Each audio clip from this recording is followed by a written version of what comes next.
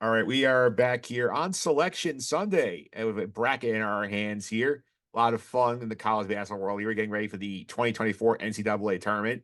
As is tradition on the podcast, joining me today to preview the bracket, break it all down, and look at our March Madness card kicked off here is Troy Mauriello is back here. Troy, how are you? I'm all right, Mike.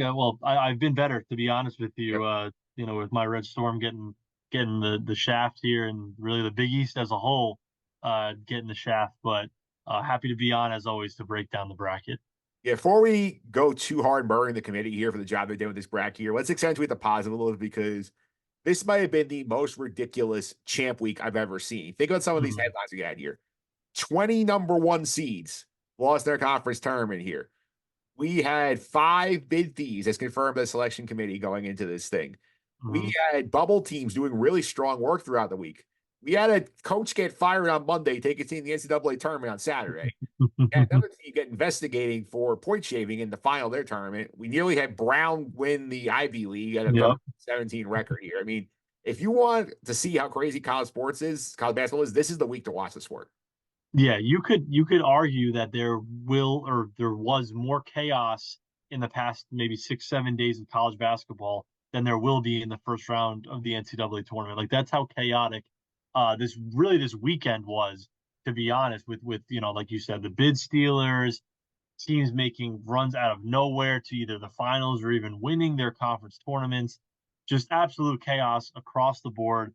I'm sure if you were, just a unbiased observer, it was awesome. For me, as a fan of one of the teams on the bubble, it was very, very terrible to watch all this go down with all the bid stealers. But just a really, really fun week of college basketball. It feels like kind of the luster of Champ Week had kind of been, I don't want to say gone, but fading over the past couple of years. Obviously, the Big East tournament is great, but this year I feel like it was really, really back with, like you said, all those bid stealers, all those teams making those runs, and securing an automatic bid. Just really an incredible week of college basketball. Yeah, this is also something like we've talked in the past couple of years of the bubble's weak. Nobody really mattered in the bubble. This is the year where like even with all the bid fees, like teams in the bubble were doing work all week. They were winning multiple games in their conference tournaments, which did raise my eyebrow a little bit when we saw on Saturday that the selection committee went on CBS and said, "Oh, 35 of 36 slots are already selected going into the field." I'm like, that like right, what? Yeah, and it feels like they do something like that every single year. But yeah, your statement about the bubble, I mean, what a strong bubble we had. You had obviously, the final four teams to make it in. There's some questions about them, all of them, deserving to at least be on the bubble though. And then you had, I would say, anywhere from probably 6 to 8 teams that had really legitimate cases to be included in the NCAA tournament, left out. I mean, I can't remember a bubble this strong ever. And then combined with obviously the five bid stealers, just an absolutely brutal week for teams that really felt like in any other year they would probably be in the NCAA tournament and probably not even be in Dayton. They'd probably be in the main draw of the NCAA tournament. Unfortunately, though, we just had an unprecedented year with the strength of the bubble and with all these bid stealers. Yeah, so let's get to the headline here. General grade on this bracket from the committee here on a scale of A to F. Where are you on this? F minus. The lowest F that you can go is the grade that I give them. I mean, just an absolute joke from top to bottom. I think we all kind of knew right away that there was going to be something funky going on when FAU was announced as the third team that they announced as an 8 seed, and we said, okay, something weird is going to go on here. And just from top to bottom, I mean, there's so many holes. I said to you off air just a second ago, I haven't even really had a chance to break down a lot of these matchups and figure out, where I want to go with each of these regions because I'm just looking at all of these seedings and saying they got this wrong, they seeded this team wrong, they left this team out.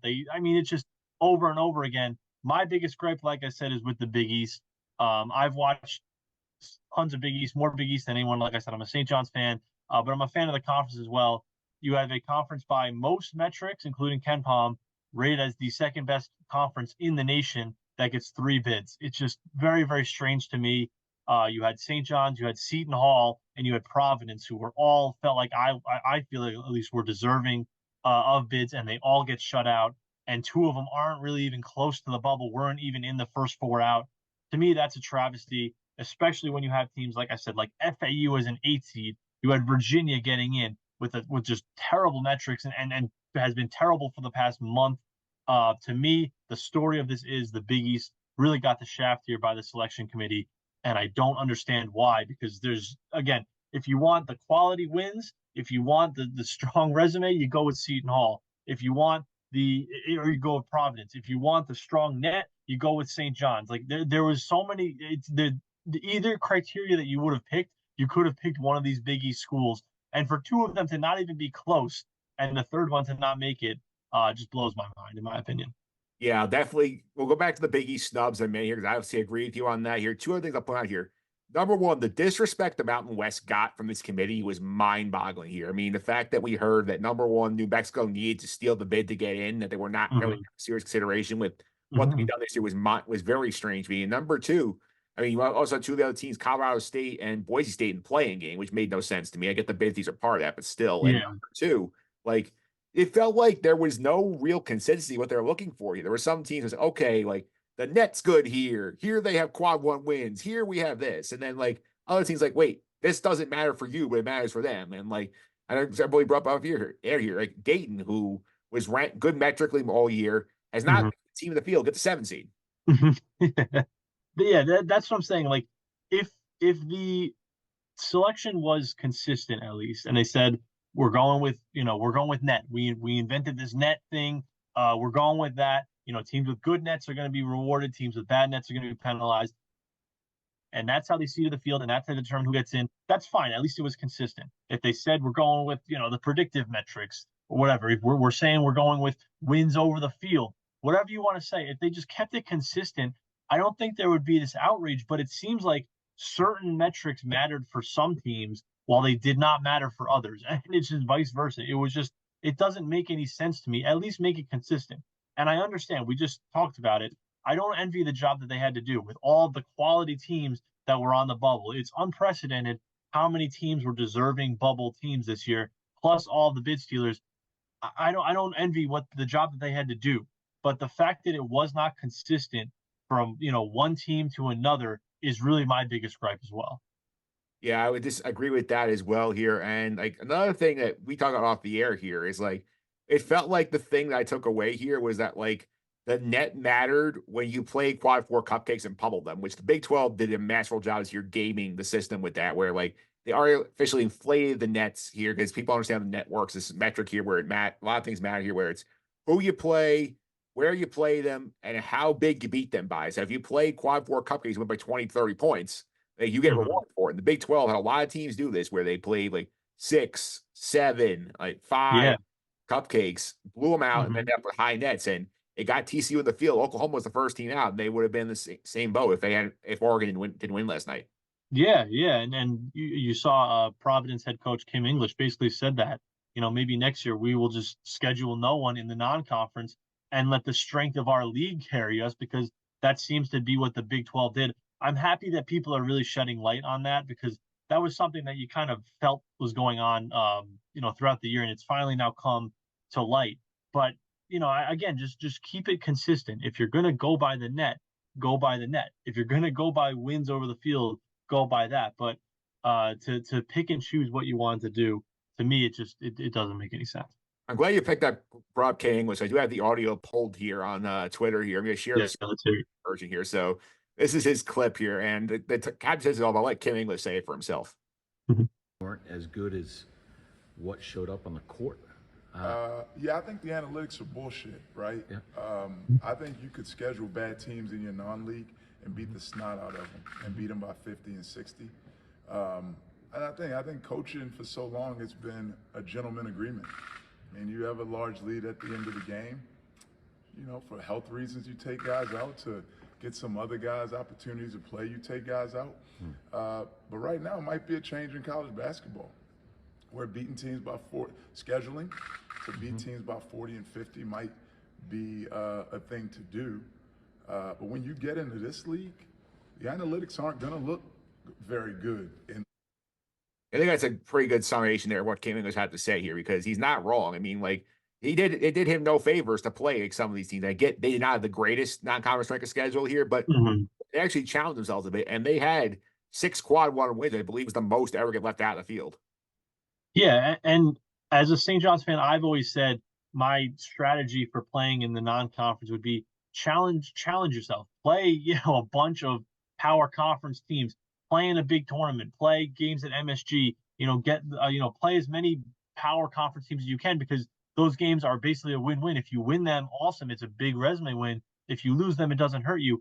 That logic doesn't seem to make sense anymore. Now it seems like schedule teams with 300 plus nets and Ken Palms and just beat them by 50, as Kim English said, and inflate your net. And then when you get into league play, if you're in a strong league, like the Big East, like the Big 12, of course, in the SEC, that will carry you through winning a couple games in those, winning 8 or 9 games, playing 500 in those conferences is what will carry you through. So the logic of like challenging yourself in non-conference play seems like it's out the window if you're a power conference team, and in turn that kind of screws teams over like Indiana State, a team that obviously didn't have a lot of quad one wins, and I think they probably should have been left out, to be honest with you. But a team that didn't have a lot of quad one wins, but like they're not going to get those opportunities to play quad one games. Obviously, in their league, they're not going to get a lot of quad one games, but then no one is going to want to schedule a team like that because it's a lose-lose situation for them. Why would I play a team that could beat me, that is, a mid-major, a low major, that could, pump themselves up when the game does nothing for me? So they've created this net and they've now created a way to manipulate it. And in my opinion, it's going to really kill the non-conference portion of the sport because teams are just not going to challenge themselves anymore by playing either power conference teams or these strong mid-major teams that really need those type of games to get into the NCAA tournament. Yeah, I mean, we learned today very clearly, like, why would you ever schedule Indiana State? I mean, Yeah, or think about James Madison here. After what we saw this year when they went to Michigan State, beat them the opening game, and basically sent Michigan State on a death spiral for most of the year. yeah. Like, would you ever play that kind of game? Exactly. There's no benefit for the high major to play that game. Why would I play in Indiana State or a James Madison and potentially lose that game, hurt myself, and then give them a quad one win that they're going to carry throughout the season when I could just play, I don't know, Chicago Norfolk State. State. Yes, Chicago State, beat them by 50. My net goes up 10 points, and that and then the conference can carry me to a top 25, top 40 net throughout the entire season. It's really going to kill the non-conference portion of college basketball, which is already struggling because people already don't pick up this sport until late February, early March. You're going to give them no reason to care about it in November and December if you keep this up. Yeah, let's go ahead now to the snubs here in more detail. We talk about the Big East teams. So here's a look right now at the last 4 in, first 4 out, according to the committee here. The last 4 in: Boise State, Colorado, Virginia, Colorado State, the last team in the field. First 4 out: Oklahoma, Seton Hall, Indiana State, and Pitt. St. John's and Proud, you mentioned here, do not even make the graphic. They're not even in the first 4 out. So the thing that jumps out to me here, obviously, I think we talk about the Big East teams a little bit. Indiana State, we talk about them just a little bit here. They are a team that high achieving mid majors, seen this stereotype a lot. They don't get many shots out of the league. They played 3 quad one games with Drake. They won 1, lost 2, including the one that mattered in the Valley title game here. It's good metrics, the highest net ever to miss the field. Like, what do you think about their situation here? Because obviously, like, looks like the committee gave them some respect, and like they would, if we had like 2 less bid thieves, they would have made the field. But like, it's just like, just shows you like there's a lot of weight stacked against the team of the Sycamores. Yeah, exactly. Like a team like that, it's like I said, it's so hard. You have to play so perfect, and you almost have to, win your conference tournament and just leave no doubt because we don't know what metrics they're going to go by. Now, obviously, if there were less bid or fewer bid sealers, they would have probably been in this year. They would have been in this year. But again, it's just so hard to get that net ranking and then maintain that net ranking throughout the season when you play in basically what's a 1 bid league, when you're an overachieving mid major. You feel bad for them. They had a chance in their conference tournament against Drake. Obviously, didn't get it done. But yeah, it's just a shame when you just don't really know what the committee is going to value. Yeah, I will also say here, Oklahoma being the first out. I've been beating the drum on like a couple of platforms I do here that I think Oklahoma was overrated all year long here. Mm-hmm. They played 7 quad 4 games. They scheduled very badly out of the league. They only had 2 wins in the field against teams in the field. And I think 2 of their quad 4 wins against Cincinnati, wins against Cincinnati did not make the field here. So like, Mhm. I have no sympathy for Oklahoma here. I felt like I was waiting for them to like put them in over like Colorado State or something like that. Absolutely. Yeah. I'm very, very happy that Oklahoma did not get in. I saw a lot of people had them as kind of that last team in, first team out right there. I don't think that they deserve to be in. Like you said, we should not be rewarding teams for just playing in a tough conference. And I feel like that was what we would have been doing with Oklahoma. You know, they just played games that were tough. And it kind of feels like, in a way, Michigan State got that a little bit as well, in terms of like, you played tough teams. You didn't really win the games, but you played them at least, and you were in a tough conference. You were in the best conference in America, so we'll give you credit for that. I'm happy that they kind of, didn't get the credit for that, or the reward for that, which was getting into the NCAA tournament. Yeah, I'm looking here at some of the scheduling figures on KenPom here's comparison for Mhm. they KenPom, I go by their schedule metrics, especially non-conference strength of schedule here. Mhm. Michigan State schedule metrics, overall 12, Mhm. non-conference 77, which is a solid figures on both accounts Yeah. here. Mhm. Oklahoma 36 on the strength of the Big 12, 323 non-conference. Yeah. Again, that's what the Big 12, you know, I don't know if it was a conscious effort to do this, or it was just, smart scheduling by them, but to not play anyone in the non-conference was clearly, thought of by these teams and these coaches, to play no one and let the strength of the league carry you. Let Houston, let Baylor, let Kansas, let Iowa State can't carry you. Win 8 or 9 games. Get the 8 or 9 seed in the conference tournament and hope that that's enough. And fortunately, at least for the rest of the country, in Oklahoma's case, that was not enough.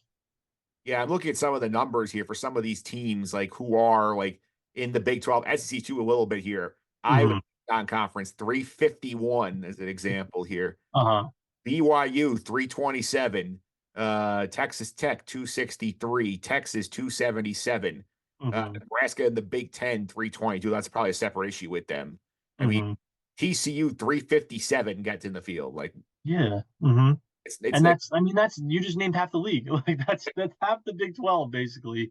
Was it what, 275 or worse yeah, non-conference strength of schedule? yeah, you don't want that. Oh, and then that had to be again. I don't know if it was discussed, if it was just smart scheduling on their part, but it worked for a lot of them because a good number of them got in. Yeah, and Kansas is an exception. Kansas is 64. Kansas always schedules hard. Yeah, yeah, and they were probably gonna get in anyways, in for that. But yeah, I mean, when you had basically all those teams were on the bubble that schedule, or around the bubble that scheduled 275 or worse in the non-conference, basically a bottom 75 non-conference schedule in the country. I can't get behind that. Yeah, before we get to the actual bracket, we have to talk about the most controversial inclusion in the field here, which is Virginia, who obviously they get in here with a net of like 55 or so. They're one of the worst nets, the worst nets in the field. You look at KenPom, they are 20 spots worse than any at-large team in the field. The worst, they're 69. The next lowest is South Carolina at 49 among the at-large qualifiers here. Like 2 wins against the field. One was the 3-point neutral court win against Florida in Hmm. November, and that was a 1-point home win over Clemson. Neither of these above a 6 seed. How did Hmm. they get in over I, something I that makes no sense? I do not get it. And again, like what metric are we using to tell us that Virginia is an NCAA tournament team? It just doesn't make any sense to me.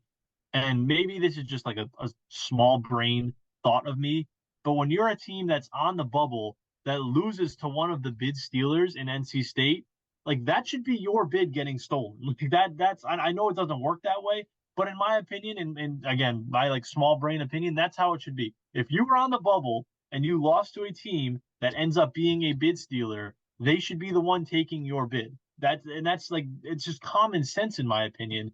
For them to get in, I know that they have to play in the first four, but for them to get in is just absolutely outrageous. Again, I want to know what metric was looked at to make Virginia look like they were an NCAA tournament team.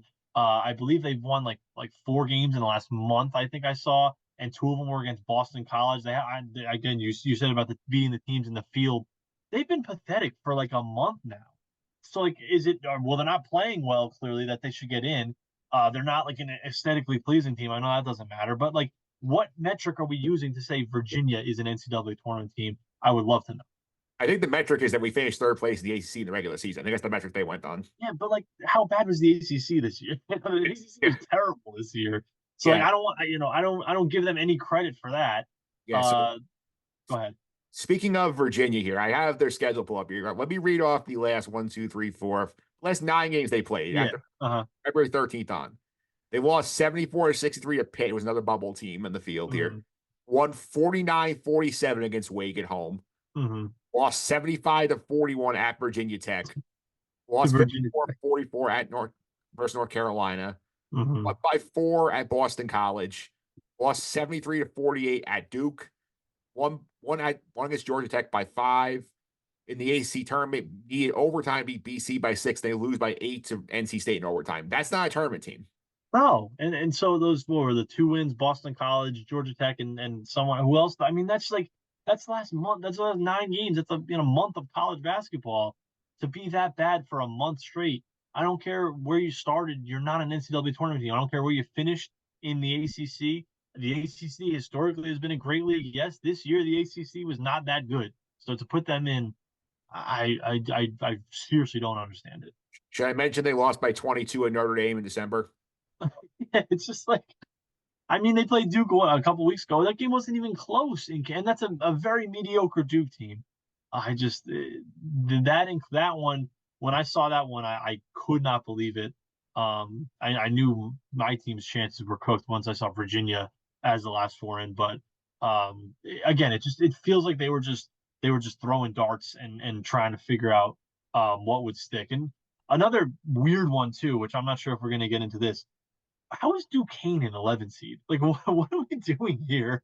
It feels like they just said, like, here's the bracket. Whoever wins the A10 is just going to get that 11 seed. We're just going to put them in there, whether they fit or not. Like, what are we doing?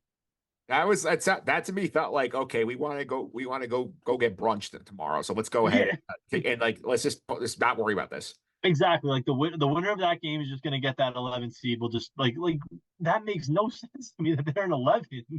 And to me, felt like an assumption. Oh, VCU is going to win that game. That's what they thought. And then Duke came with, okay, we're not going to change it. We don't have time. Yeah, let's just leave it. Yeah, like we did enough work. Then the guy said, "Oh, we were up till 2 a.m. last night." Were you? Because that doesn't really seem like you were working very hard on it. It's a very, very lazy thing to do. You're also up till 2 a.m. We had 35 and 36 teams figured out already. Yeah, exactly. Oh God, what a joke. Yeah, and speaking of another joke here, we got a push again this week leading up to the tournament for expansion of March Madness here with our pal Greg Sankey from the SEC making a big deal of it here. I'm going to share a clip from an article from ESPN. This is from, I believe, Pete Thamel writes this here. In a recent phone interview, Sankey acknowledged the tournament is one of the few things that bond disparate World Division I together. Nothing remains static, he told ESPN. I think we have to think about the dynamics around Division I of the tournament. Yeah, that recent runs by UCLA from the first 4 to the Final 4 in 2021 and Syracuse runs the round of 16 of a playing game in Dayton in 2018 show the caliber of power conference teams on the fringe of the NCAA tournament. That just tells you the bandwidth inside the top 50 is highly competitive, quote unquote, Sankey said. We're giving away highly competitive opportunities for automatic qualifiers from smaller leagues. I think the pressure is going to rise to get more competitive basketball leagues at the top end because of expansion. And I know here, this is a quote tweet from Bill Connelly from ESPN, who notes that in the last 3 tourneys, all qualifiers in the Mountain West, WCC, and CUSA made the Final 4. A MAC AQ made the Elite 8. MVC, Ivy, Summit AQs made the Sweet 16. And NEC AQ beat the Big Ten champion last year. These are highly competitive opportunities. And let's not beat around the bush here. Greg Sankey, big mad because small schools are taking the money away from the big schools when they go on these runs. Yeah. Those bigger schools, they want all the money possible. And the fact that they have to even play these small schools to get that is killing them. I'm not in favor of NCAA tournament expansion. I don't think anyone should be, really. It makes no sense. This year, though, I mean, I think we said this before. The people that are in favor of expansion are going to use this year as, exhibit A as to why we should have, an 80 whatever team field or a 90 whatever team field, and get on as many power conference teams in as we possibly can. This year was the exception, not the rule. This year was the complete anomaly. As in terms of basically the history of the NCAA tournament, we've never seen a bubble this strong. We've usually seen bubble teams that have so many flaws that have, that really, is what the I don't know, ninth place team in the Big Ten versus the eighth place team in the ACC. That wasn't really the case this year. Like, we had so many deserving teams this year, but that's not how it is every single year. Expanding the tournament would just make no sense. And like you said, it's just trying to take away opportunities from these smaller conference teams, which, as we've seen, have made the run. And that's why people love March Madness. They love seeing these Cinderellas go on these runs. And obviously the bigger conferences or the bigger schools don't want that to happen. Yeah, and a couple of notes on that here too is like obviously like this proposal they talk about is here, they don't want to go above 80. So it seems like 72 or 76 won't happen potentially until the end of TV contracts in 2032. But the note here, like, and Keys makes a big deal about, oh, like power conference teams in the bubble can go on deep runs. You can only produce two of them. Yeah, and then in the quote tweet that you mentioned, I mean, how many examples of that? 6 or 7 of smaller conference teams making runs. It's far more likely that a smaller conference, mid-major school is going to make a run into, the Sweet 16 or the Elite Eight or even the Final Four, like we saw last year, as opposed to, a team going from Dayton. Like, do we expect Virginia this year to go on a run to the Final Four, to the Sweet 16? I don't think so. If that happened, I would be absolutely shocked. We got more of a chance than one of these Mountain West teams maybe making a run, or McNeese, making a run. A team like that making a run, or James Madison, someone like that. The odds of that happening is so much greater than one of these, teams like Virginia, going and winning a couple of games in the NCAA tournament. All right, so let's go ahead here. Let's go region by region. Troy, where do you want to go first? Let's start with the West. How about? All right, so we'll go to the West. Give me a second here to pull up. I'm using from CBS's CBS Sports writer Kyle Boone's Twitter account, and he got the graphics up here. So the West seed is there the fourth number one seed in this region. Here's North Carolina. They are on the board here. We have Mississippi State, Michigan State playing against them in the in the round 32 after they get past the Howard Wagner game. St. Mary's Grand Canyon is the 5-12. Alabama Charleston, 4-15 in Spokane. Clemson, New Mexico is the 6-11. Baylor Colgate, 3-14 on Friday in Memphis. Thursday in Salt Lake. Dayton, Nevada, the 7-10 game. Arizona, Long Beach State. What do you think about this pod? I think that this could be the chaos region of the NCAA tournament. I think when you do the rundown of this, we discussed Michigan State and Mississippi State.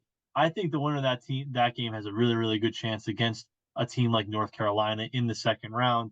And then, I mean, just go through this. Grand Canyon going over St. Mary's, possible. Charleston over Alabama, that game's going to be a shootout. Who knows what could happen? New Mexico just won the Mountain West. Could they take down a Clemson team that was in an overrated ACC? I'm not very high on Baylor. I think that they're a pretty weak 3 seed, to be honest, against Colgate. And you got Nevada over Dayton. Like, I think that there's a possibility we could see like 5 or 6 upsets in the middle of this region. I'm not even that high on Arizona, to be honest, seeing them make a run. So I think that we could see, I'm really not even sure who could win this region, but I think we could see some chaos in this region for sure. Definitely in some chaos here. I believe I saw the early line. New Mexico's favorite in that 6-11 game, by the way, over Clemson. Wow. Yeah. So, I mean, again, like, wouldn't shock me at all if they knocked them off. Yeah, and I love Grand Canyon, by the way. This is something I'm looking for this year. Teams and mid-majors with experience going to multiple tournaments, and I feel like have a great shot to, go on these kind of runs, especially if era college basketball experience matters. I'm watching them very closely here. I think Nevada Dayton's a fascinating game here. I think there's a lot of potential in this region for as you say, chaos. Yeah, and even Colgate and Baylor, like that Colgate team has been to the NCAA tournament a bunch of times in a row. That coach is phenomenal over there in Colgate. I actually wanted him to be the next St. John's coach if we didn't get Rick Pitino. So don't be shocked if even Colgate knocks off Baylor. They've played a couple of teams tough in the NCAA tournament in the past couple of years. So I really do think I don't even know who you would go with, because I would say every single top 4 seed in this region between North Carolina, Arizona, Baylor, and who am I missing? Alabama. All 4 of them have flaws. Like they all are flawed teams. So again, I could see someone, one of them getting through, but it would not shock me if we have just a double-digit seed making the Elite Eight in this region or something like that. Yeah, I just checked that line. New Mexico is favored by 2.5 right now in that game against Clemson. Yeah, and again, like I could see something weird happening and having a couple of big upsets in that region. Yeah, that's that region here, I think for sure. Here now we're gonna go to I'm gonna go to the East region here, which I think is Okay. we gotta go to the top overall seed here, Connecticut. Mhm. Obviously, they get that after they win the Big East tournament. They pass Houston and Purdue in the process here. So here's what we got. Mhm. We have UConn taking on Stetson in their first round game. That's Friday in Brooklyn. Florida Atlantic Northwestern is the 8-9 game there. The 5-12 in this region, San Diego State, UAB. You have a Final Four. We have a national championship rematch, the Sweet 16 of chalk holds here. Yeah. Mhm. Auburn, Yale. And the other game that's in Spokane. Thursday, BYU and Duquesne in the placeholder A10 matchup here that Troy brought up here. So that game's going on here. Illinois and Morehead State. That was in Omaha, Nebraska. And the last two here, Washington State and Drake. I love this game. I'm very excited to see this one in the Omaha area here. And Iowa State, South Dakota. What do you think about the East? This is I don't understand how UConn is the number one overall seed and got by far the toughest draw of any of the one seeds out there. I mean, look at this region. I think it's what, five teams that won their conference tournaments between what, UConn, Auburn, Illinois, Drake, Iowa State. Five teams won their conference tournaments and are playing in this region. I think this is the strongest region by far. UConn is just so good. I just watched them for 3 straight days at the and at the Big East tournament. They are so good. They're so deep. They're so talented. I don't see how anyone beats them. But man, this region has a lot of good teams. I love UConn. Iowa State obviously just looked so impressive last week, knocking off Houston. You even got Illinois, who obviously won the Big Ten. Like, this is a really, really strong region. Some weird seeding quirks in this region, like we mentioned with Duquesne. FAU being an 8 seed is, I talked about it before, insane to me. I don't understand how. I mean, UConn is just going to roll through that first weekend in Brooklyn, especially playing what's going to basically be 2 home games for them, and then getting to stay home in Boston as well. But I think UConn rolls through this region. But man, what a tough draw for them just to have to go through, like I said, what, five teams that won their conference tournaments. It's a really, really tough region. Yeah, and if you believe in the Ken Palm predictive metric here about the teams that are top 20 offensive, defensive, Mhm. being the favorites in the national title, they got one of the Sweet 16 potentially. They get Auburn there because Auburn is up there. Yeah, yeah, and I mean Auburn's obviously a very, very tough team. Just won the SEC, so this is just it's again. I don't know how anyone beats UConn. I just think that they're so good. I think that they're on a collision. I'll spoil it now. I think that they're on a collision course with Purdue. I just think that those are the two best teams in the country. But that being said, they're going to be battle tested. But they've played in the Big East. They've played, what I thought was the second best conference in America. So they are ready to go. And I think UConn will get through this region, but it's going to be really, really tough. I gotta say though, in terms of the pod so far, where we're going here, I think Brooklyn's a winner here. You got UConn and Duke, Yeah. and like that's a good weekend to go to. Yeah. Imagine what those tickets are going to go for in Brooklyn with UConn and Duke playing in the same night. It's going to be crazy. Well, I happen to be holding a strip to the Brooklyn package, so I might be able to recoup some money here in one of those There sessions. you go. There you go. Yeah. That's going to pay out a lot of money. That's a good investment. Yeah, so that's the East region here. Now we're gonna switch gears here. You want to go to Purdue or you want to go to Houston's region? Let's go to Houston. All right, so we're gonna go now to the Houston region here, the South. So I'm gonna go ahead and pop that up here. All these are on YouTube. The Mike YouTube version here, Mike Phillips on YouTube. Houston, the 1 seed, takes on Longwood, the 16 in Memphis. Nebraska, Texas A&M is the 8-9 game there. Wisconsin, James Madison, the other Brooklyn pod here, along with Duke, Vermont. That's a fun Friday night in Brooklyn. Texas Mhm. Tech, NC State in Pitt. Kentucky and Oakland here at the other Pitts game, the 3-14. Florida playing the winner of the Boise State Colorado first 4 game, and Marquette and Western Kentucky still waiting Tyler Kolek, assuming he's back for this tournament, sounds like here. So, what's your takeaway on the South right now? I really like this region as well. There's honestly, there's probably 4 or 5 teams in this region that I thought a couple of weeks ago could be potential Final Four teams, including a couple of sleepers.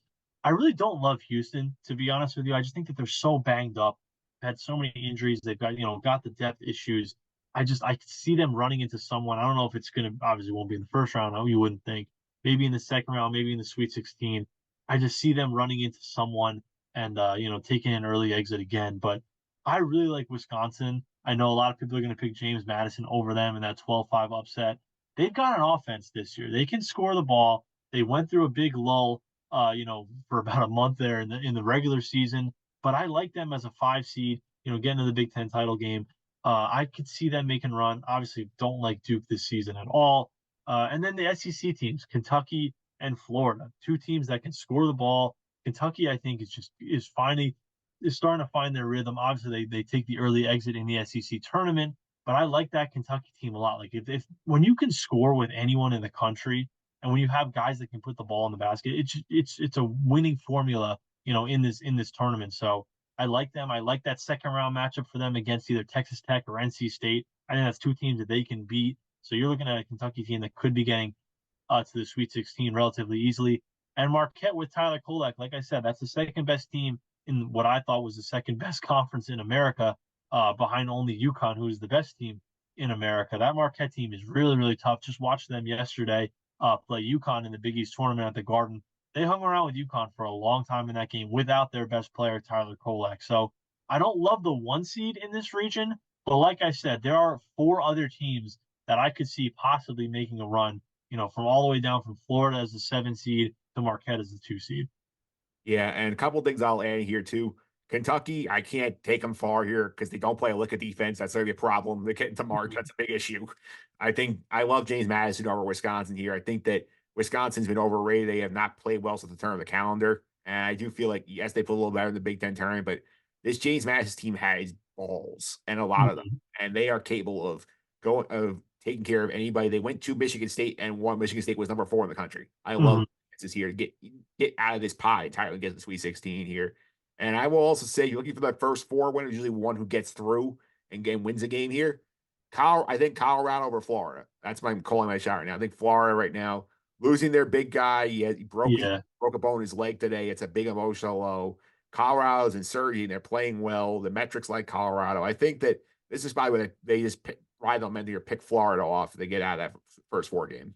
I'm really looking forward to that Wisconsin James Madison game. I think that could be one of the better games of the first round. Like you said, JMU has been a team knocked off Michigan State, has been really, really solid all season long.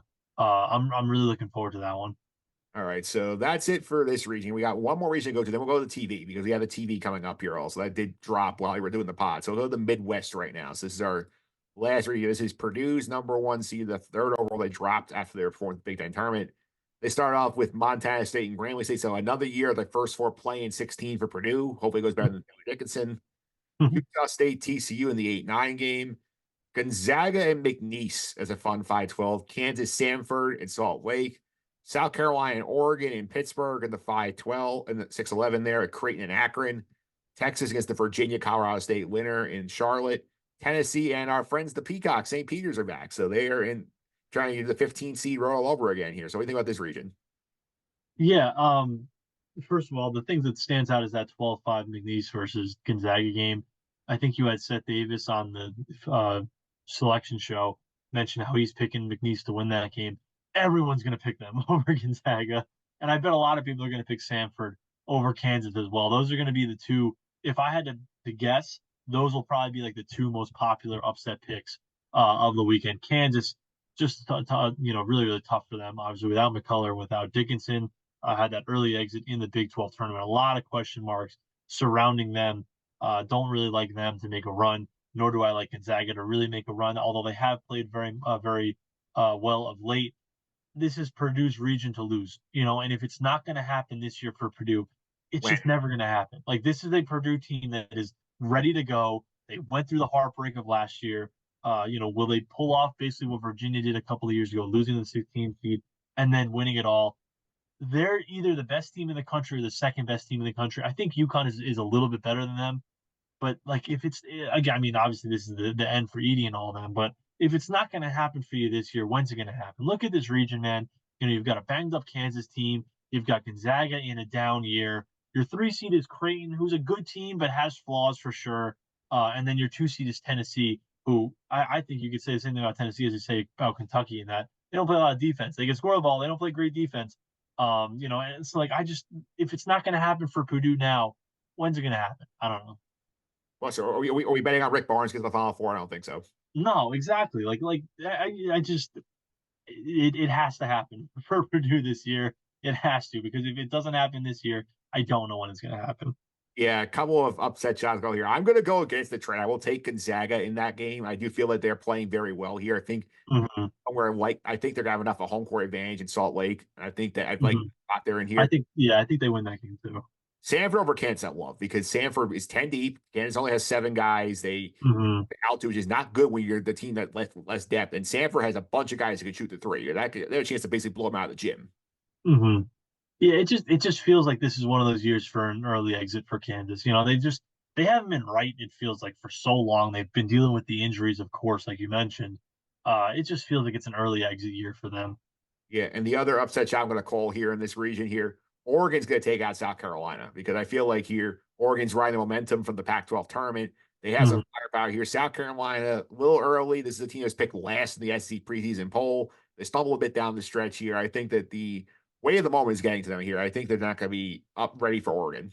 Yeah, and you almost wonder. I have nothing to back this up, but you almost wonder about those teams, especially in the power conferences, when they really overachieve and like you said, pick so low in the SEC. To get a 6 seed and to be a top 25 team, a good portion of the year. You almost wonder, like, are they almost just happy to be here? Happy to be in the NCAA tournament, happy to have such a successful year, which they did. And obviously that doesn't play into a ton of it, but it feels like those teams are always the ones that go out quickly as well. All right, so that's what we got here on the bracket breakdown here. So let's go ahead here. We're gonna wrap up with some TV scheduling here. We got our first 4 games here. So Tuesday night, I'll just give you real quick. Wagner Howard first, then Colorado State Virginia. That might be one that's just background viewing for me while I do other work. Yeah, I don't know what I don't know what they're expecting to get in terms of viewership, but it ain't going to be very good. Wednesday night, Grambling, Montana State, Colorado, Boise State. That's a better doubleheader.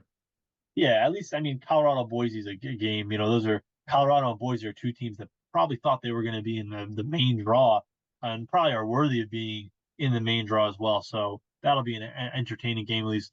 Grambling, I believe, playing in their first NCAA tournament as well, I think. So Right. that's an interesting storyline there as well. So some cool stuff is there, at least there. And this is always what I always have fun with here. Who gets the first game on CBS? Like to kick the whole turn off here. Who do you got? Am I just guessing here? Guessing. I can give you the answer in a minute. Okay, let me look. Hold on. It's usually like a 7-10. So I'm gonna go with I will go with no, I don't want to say Dayton. I'll say Alabama Charleston. How about? You were close. It is an 8-9 game. We are starting with Michigan State and Mississippi State. Ah, okay. Yeah. All right. They like Izzo in that first slot when they can get him. Yeah, they do. Michigan State's always that like early 12-15 game. You're right. It is usually like always like a 7-10, 8-9 type game though. Yeah, or it's like Duke, or if Yeah. they have a Yeah. strong back here. So first window here is Michigan State, Mississippi State, Duquesne, BYU, Akron, Creighton, Long Beach State, Arizona, which is solid. Yeah. I don't know. Nothing really great there though. Second window on Thursday, North Carolina to play in, Illinois, Morehead State, South Carolina, Oregon, Dayton, Nevada. This is I think 2 out of 4. Okay. Yeah, I mean, certainly better than the first window. At least you got UNC's going to blow them out, but two interesting games, and Illinois and Moorhead's not terrible. This might be a spot where, like, after Duquesne, you like go for a walk if you need to get away from the for the day. Yeah, you always gotta find those little windows where you can do something besides watch college basketball for like 15 minutes, and that might be the window. It's a 4-4, basically like between like 3 and 4s, and you go outside and get fresh air. Exactly. Yeah. Nightcap starts here. Texas against the play-in winner at the Virginia Colorado State game. Oakland, Kentucky, McNeese, Gonzaga, Iowa State, South Dakota State. So this is all the Gonzaga game here. That's the highlight of that window. Yeah, a couple of blowouts, and then the Okay. really really interesting Gonzaga game. Late night Thursday looks fun. St. Peter Yeah. trying to do this again. NC State, Texas, Kansas State, Sanford, Drake, Washington State. Get the coffee. Yeah, that is 4 really watchable games. I mean, St. Peter's is really just the storyline, of course. Who knows if they're actually going to be able to do it again. But can you imagine if they did? And like we said, against Rick Barnes, anything could happen. NC State, Texas Tech, interesting game. Sanford, Kansas, everyone's going to think that Kansas is on upset alert as well as we do as well. And then Drake, Washington State's another interesting game. So, yeah, it's kind of unfortunate, but the late night window is absolutely the best by far on Thursday. Yeah, I think Dre Washington State might be the game of the day also. Yeah, for sure. It starts at 10:05 schedule. Oh my god. It'd be like 5:30. All right, Friday. So we'll go Friday real quick here. Start off in Brooklyn with Northwestern Florida Atlantic, Colgate Baylor, UAB San Diego State, Marquette Western Kentucky. So yeah, Sneaky good window, in my opinion. That's that again, toss-up game, Northwestern Florida Atlantic. we got I five. think, yeah, Colgate, Baylor, interesting game. You got San Diego State, UAB, and then interesting game for Marquette. Yeah, I'm making my way to Brooklyn here. This is what's going to be going on here later on. We got Yep. Stetson and UConn, New Mexico and Clemson, Yale and Auburn, and Florida against the play-in winner. So the highlight here, I think, we that New Mexico game. Yeah, for sure. And the Florida game potentially, your big upset pick. Yeah. Nightcap on Friday here, Texas A&M, Nebraska, Vermont, Duke, Purdue getting the play-in winner, and then Auburn, Alabama, and Charleston. I'll have to go back and look. Duke feels like they are always in that 7 o'clock CBS Friday night window. Yeah. They're in that a lot. They love them in that spot. Yeah, I saw Jaden Daly, the writer, say, "Oh, UConn's gonna be on at night," and I'm like, "No, they're not. Duke's Yeah. fair." Yeah, I mean, I really want to go back and look. I bet they are always in that Friday night 7 o'clock window. Yeah. Then Friday night window is another good window, which is again the Mhm. late night gets the best viewing here, which is Mhm. Waltwood, Houston, James Madison, Wisconsin, TCU, Utah State, Grand Canyon, St. Mary. So 2-12-5s and 8-9 game in there. Mhm. You can always stomach the Friday night late night window being great because at least it's a Friday night. You're probably going to be up anyways. So this one I'll be very much looking forward to. Yeah, and I will be in the building for James Madison, Wisconsin. I'm excited for that one. Yeah, hey, that's not my game in the tournament. My game, that's my prediction. That'll be the game of the first round. Yep. So that's going to be what we got here. We keep an eye on this, Troy, as the tournament goes on. I'll be back next week to break down everything we saw over the first weekend. So thanks again for coming on. People want to follow you on social media. How can they do that?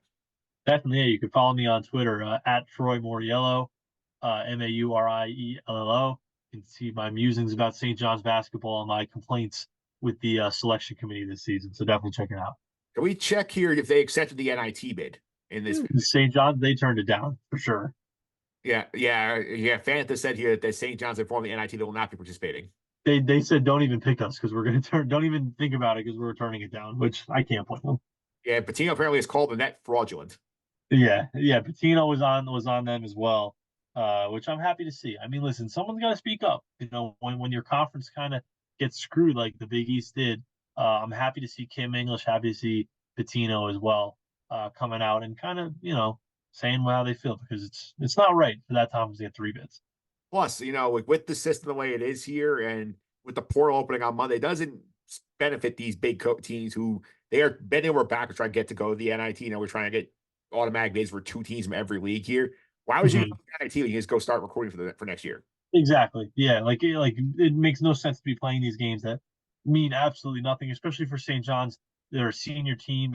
They've got guys that are going to be leaving anyway, so there's no point in playing those games. And even if you have a team that's a bunch of younger guys, those guys are probably going to hit the portal anyway. So you're not really building anything like by playing in the NIT to build off of for next year. So that's something else that's quickly become a relic of the past.